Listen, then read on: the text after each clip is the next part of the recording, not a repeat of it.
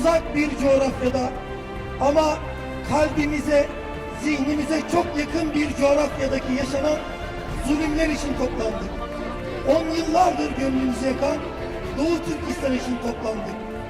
1949'da başlayan Çin zulmü ve işgali Doğu Türkistan'da her geçen gün artarak devam ediyor. Nesillerimizi bozdu. Canımıza, malımıza kastetti.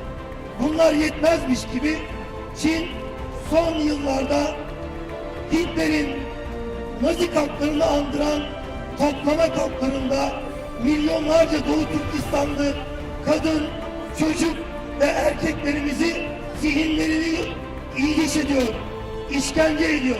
İslam dünyasındaki diplomatlara sesleniyorum. Bugün Cenevre'de İnsan Hakları Komisyonu'nda hesap veren Çinli diplomatların önünde niçin yoksunuz? Niçin hesabımızı sormuyorsunuz? Yaşasın bağımsız Doğu Türkistan! Çin emperyalizmi dünyanın gözünün içine baka baka insanların canlarına, mallarına, namuslarına kastediyor. Türkiye halkı 60 yıldır Doğu Türkistan'a sahip çıkıyor. Batı ses çıkarsa da çıkarmasa da Türkiye halkı Doğu Türkistan'a sahip çıkmaya devam edecek.